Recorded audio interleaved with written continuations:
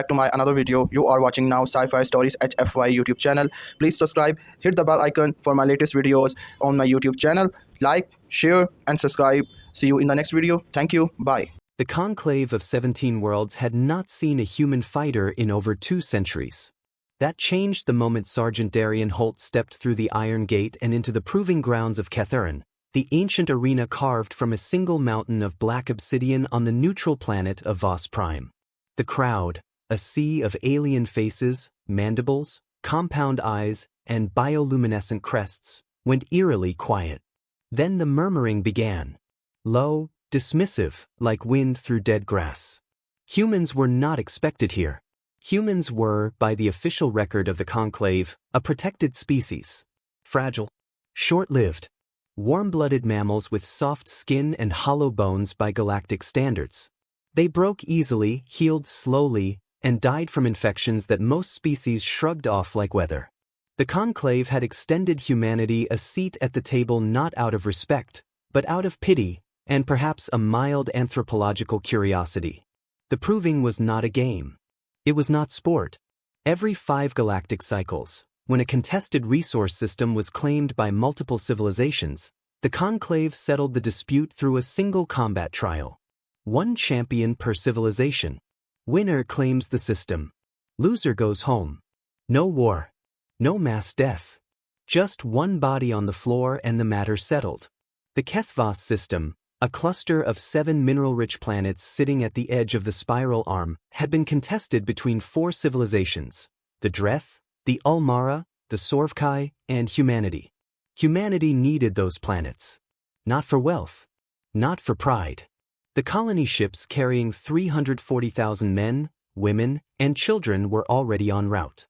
3 of the 7 planets were capable of sustaining life. The colonists had no backup plan. The generation ships had burned their last fuel reserves making the jump. There was no going back. No secondary destination. Those families had traded everything, homes, histories, entire lives, on the promise of a new world. Darian knew this. He had read the briefing files until the words blurred.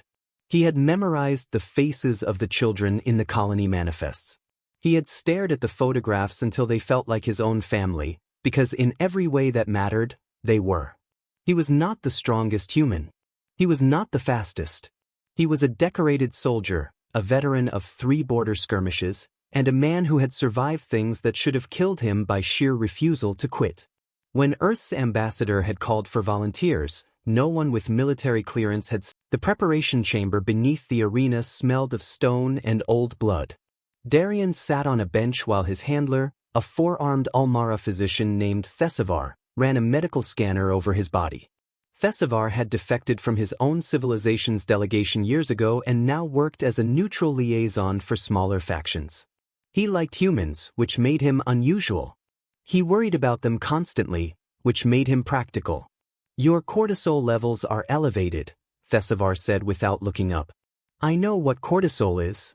You are frightened." "I know what frightened is too." Darian rolled his shoulder, testing the joint. An old injury from a firefight on Kepler Station. It ached in cold environments. The arena was cold. "Tell me about the other champions." Thesivar set the scanner down. "The Sorvkai have sent Vorin the twice killed. He has survived 2 provings. He is 4 meters tall and his exoskeleton can deflect standard pulse fire." "And the Dreth?" The pause. "Kaldreth, you have seen the footage." 43 seconds. 39, in his most recent match. He has evolved since that recording. Thesivar folded 2 of his hands together in the gesture his species used when delivering bad news. "Darian, the Ulmara champion is a ceremonial fighter. Past his prime. He will be eliminated early. It will come down to you, Vorin, and Kaldreth. The probability models." "Don't."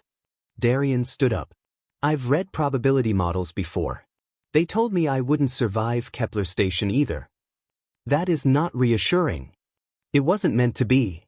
He picked up the single weapon he was permitted to carry into the proving, a short blade of compressed carbon alloy, standard human military issue, unremarkable by galactic standards.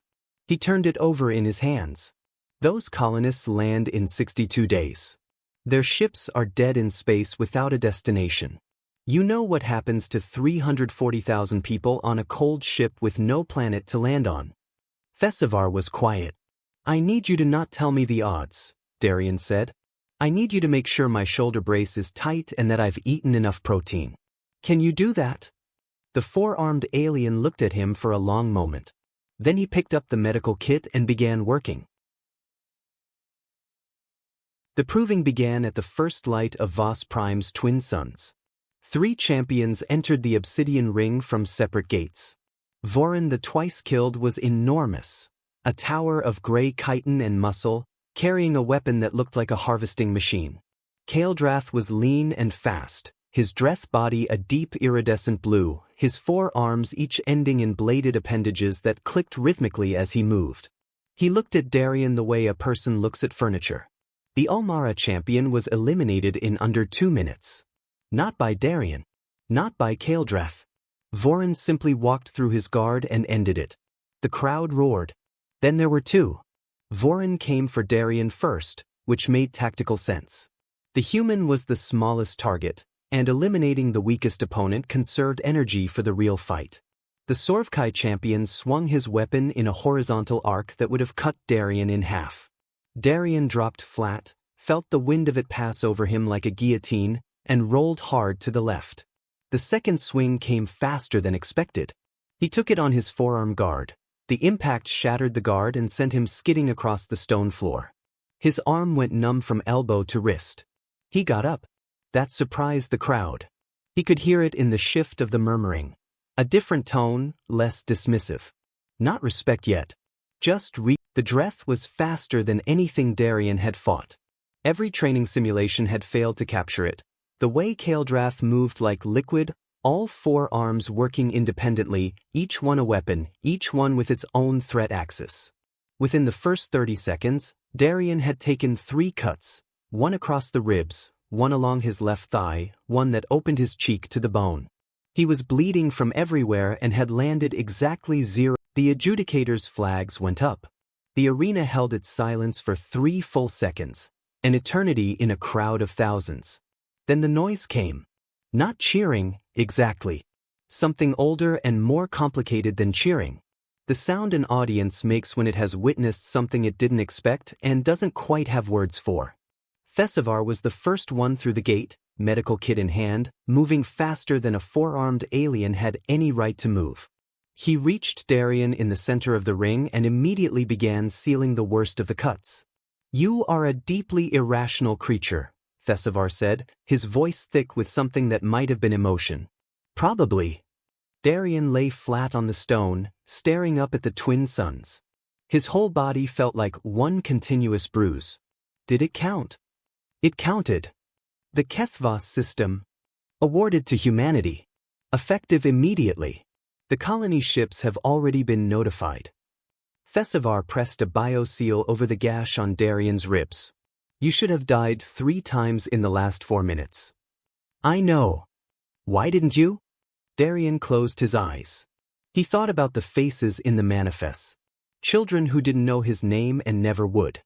Families who would walk off a ship onto a new world and feel soil under their feet for the first time and never once think about the fight that made it possible. That was fine. That was exactly fine. "Didn't have permission to," he said.